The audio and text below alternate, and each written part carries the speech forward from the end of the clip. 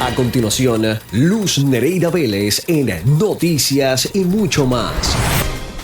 El proyecto de la Cámara 1007, liderado por el representante Gabriel Rodríguez Aguiló, aborda la salud mental como un derecho humano fundamental y parte esencial del desarrollo.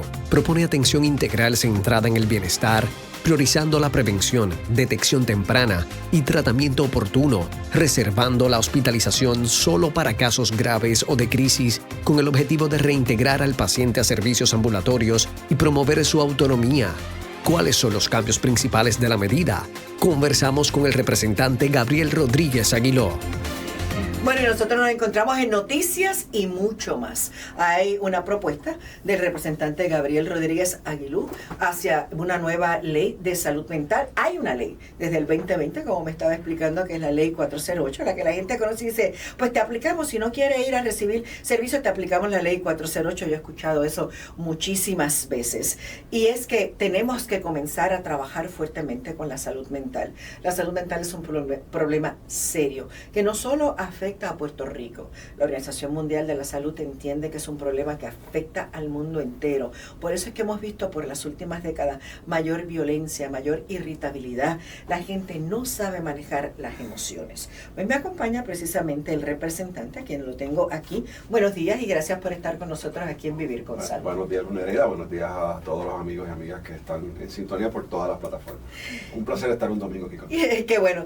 Mencionamos, ¿verdad?, que es como una nueva ley de salud, pero ¿qué es? A esta 408 añadirle mayores cargas, mayores cosas para poder dar un mejor servicio y poder tener una accesibilidad en lo que a salud mental se refiere. Es una actualización de la ley de salud mental, la cual queremos, ¿verdad?, llevarla al 2026. Como bien mencionaste, es una ley del 2020, es una ley de avanzada, tanto así que ¿cómo empezó esto? Yo creo que tengo que empezar un poquito por ahí, ¿verdad? Como Rodríguez Aguiló, que no es psicólogo, psiquiatra, político, a veces me dicen que soy uno tiene que ser un poco psicólogo para estar en esto.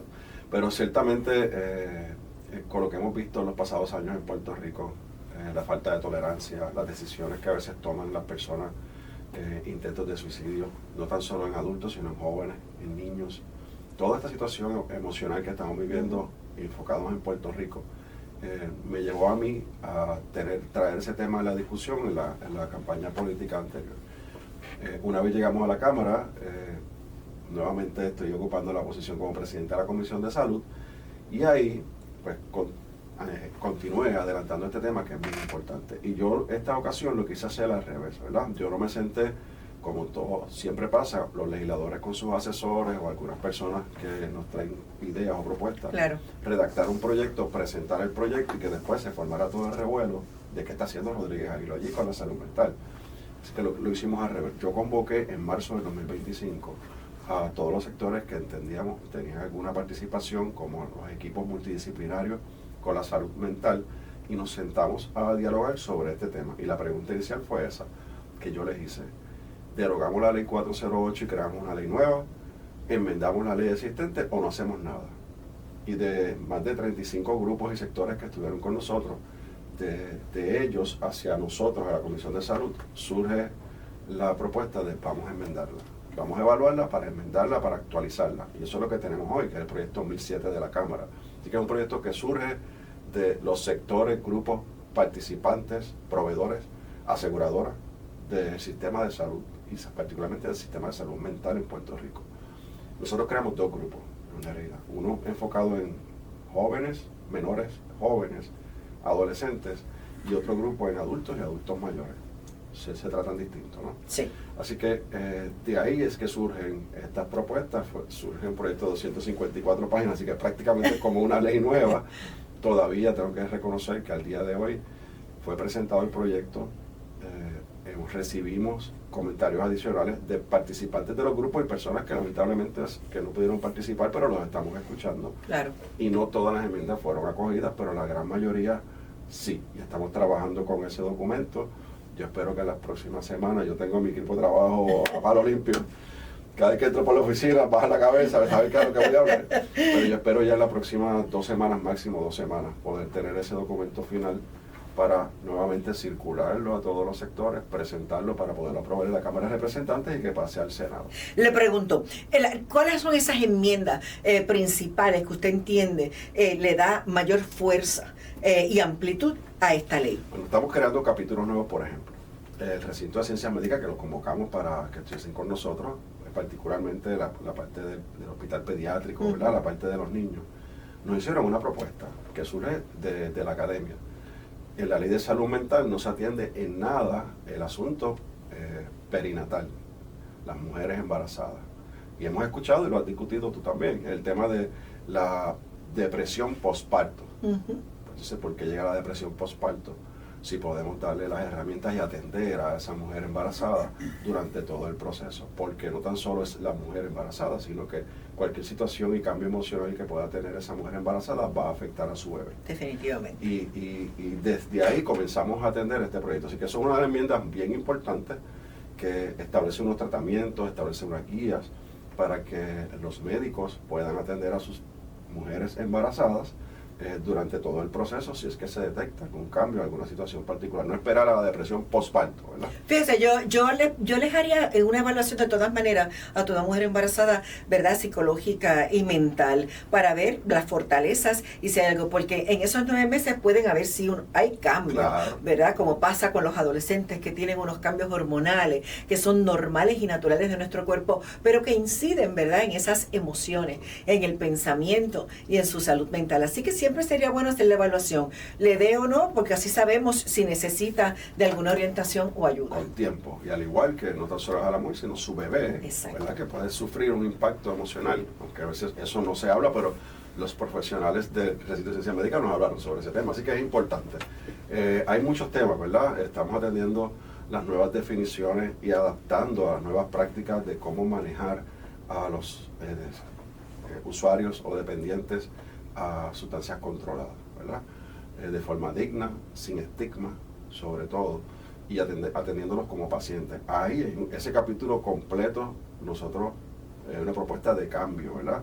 No estamos diciendo que no se van a atender los pacientes como se están atendiendo hoy, sino que se están integrando nuevas prácticas, nuevas definiciones, asegurándonos con los términos y tiempos, se le está estableciendo tiempos de tratamiento. Yo creo que es importante, ¿verdad? En cuanto ese paciente puede llegar a recibir ese tratamiento inicial, eso es bien importante.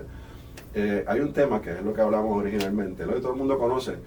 Hay un familiar, un vecino, un compañero de trabajo que tiene una crisis.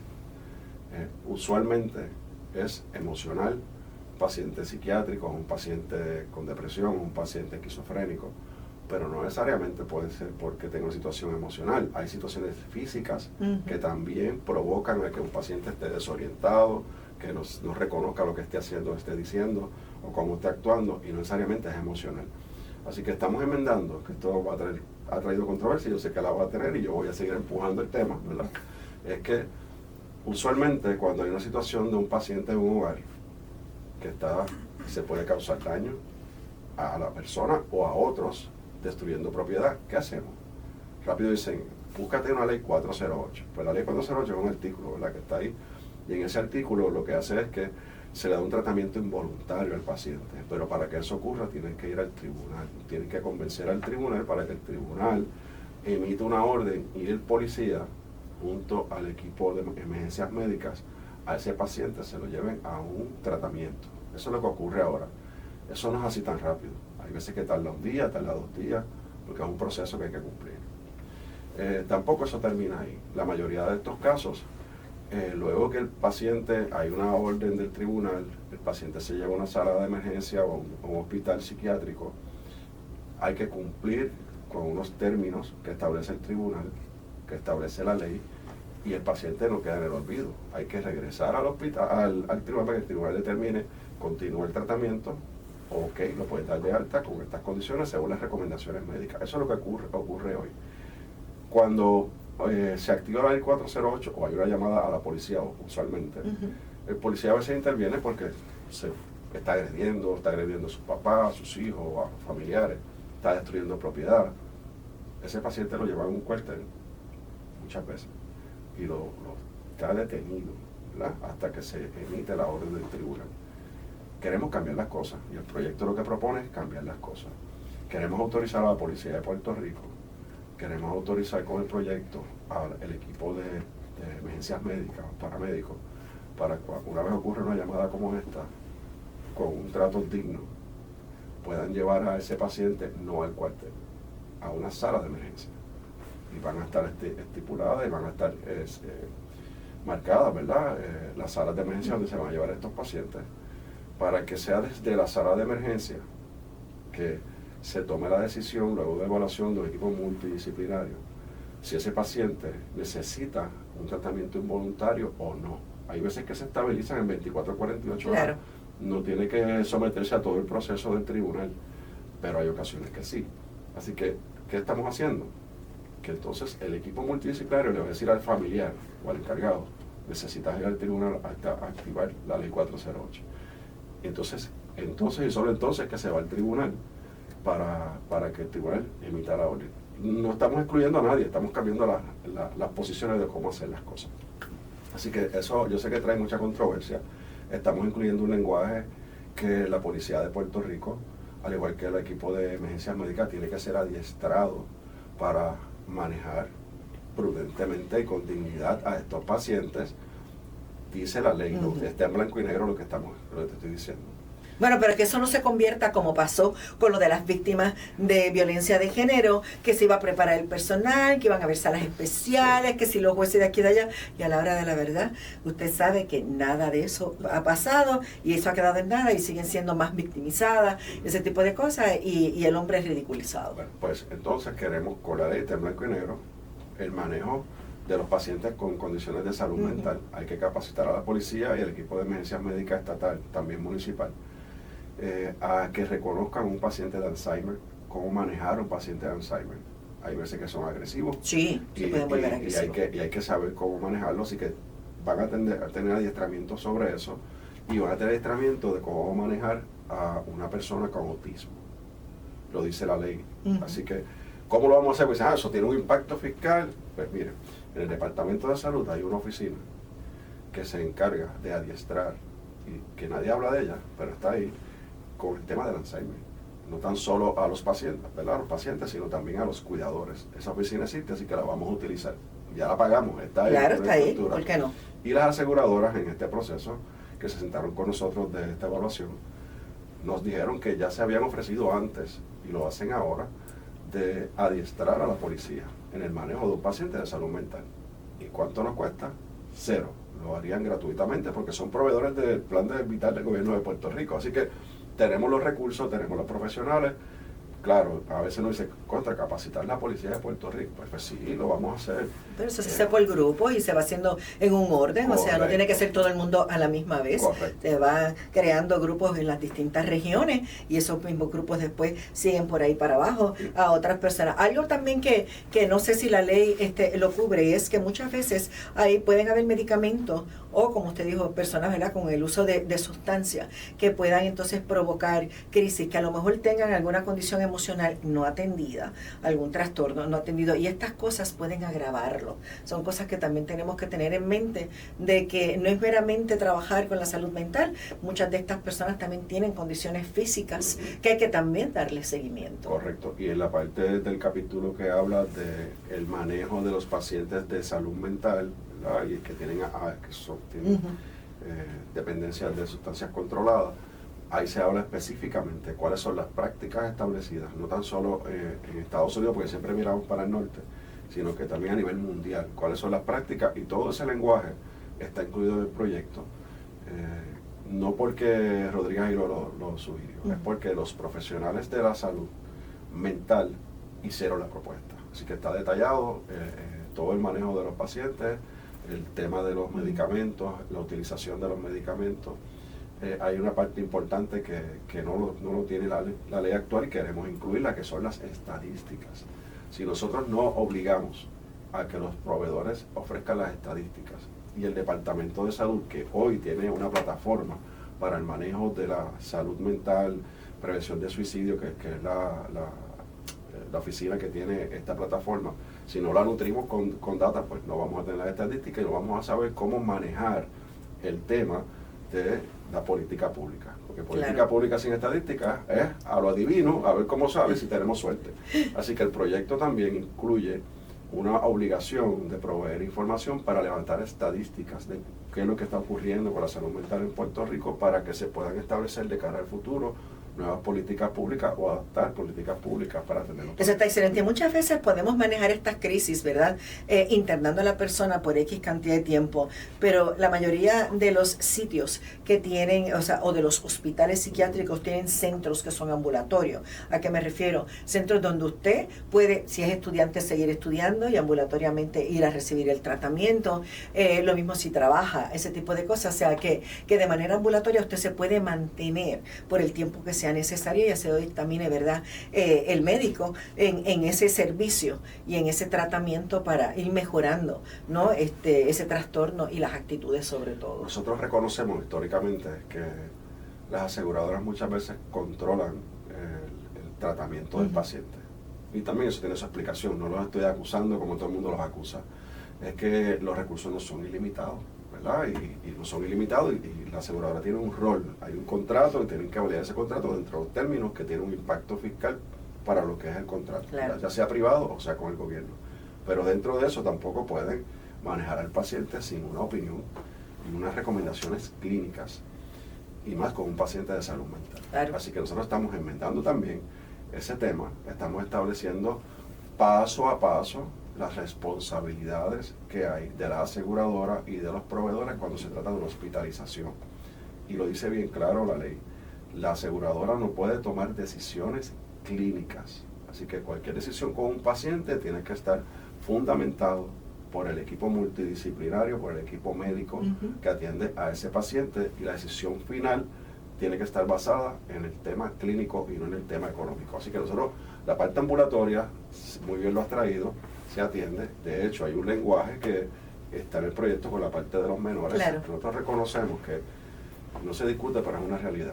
Este adolescente que está en su grado 11, grado 12, que va a comenzar la vida universitaria, ahí hay un impacto emocional.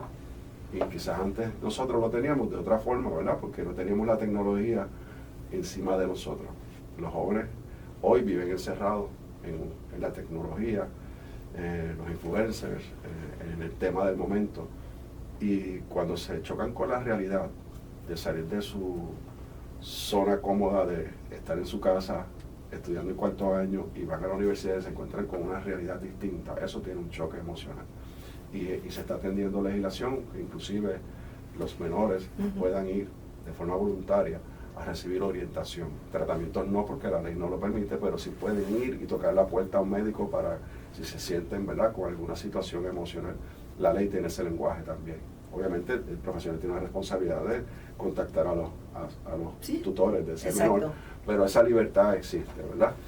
Y también, lamentablemente, cuando hablo de salud mental en Puerto Rico, y es lo que yo creo que un problema que lo tenemos en nuestras caras y no lo discutimos, es el tema del estigma. Todavía la gente piensa, sí. Piensa que si vas a recibir un tratamiento de salud mental, que es un apoyo para que pueda ser funcional, a veces transitorio, a veces permanente, condiciones permanentes de salud mental, es que, no sé, está loco. Es lo que se dice, ¿verdad? Mira, antes decía yo, va loquero, ¿verdad? Y ese estigma lo tenemos en Puerto Rico, y el lenguaje que tiene el proyecto está buscando romper con eso. Así que es algo que es un reto que nos toca a todos, hay que comunicarlo también, ¿verdad? Claro. Pero nos toca a todos atenderlo, a los proveedores y a los que no son proveedores. Bueno, yo de mi parte como periodista por los últimos 9 años he tratado de trabajar mucho los temas de salud mental. Me parece a mí que son de suma importancia. La cabeza está pegada de nuestro cuerpo, no es algo que está aparte, así que no podemos estar en esa tontería de que voy a cuidar mi riñón o voy a cuidar mi corazón o voy a cuidar mi hígado, cuando también tengo que cuidar mi cerebro y las emociones. Así que son dos cosas importantes que tenemos que atender. Yo le agradezco que haya traído el tema. Yo soy una apasionada de la salud mental y de la salud en términos generales, y qué bueno que podamos ampliar, ¿verdad?, el servicio, que podamos ampliar el que las personas puedan ir y buscar esa ayuda, proveer leérsela, tenerla ahí, que la tengan a la mano y que podamos tener gente capacitada y sobre todo gente que sea empática con estas personas cuando entran en crisis. Cuando tengamos el documento final, que se haya aprobado en la Cámara, ese es el final de la Cámara, ¿verdad? Claro. Puede pasar en el Senado, pero por lo menos el de la Cámara, me comprometo, Luz Nereida, con enviártelo para que lo puedas revisar con tu equipo de trabajo y cualquier dudas, comentarios o cualquier sugerencia de apoyo será bienvenida.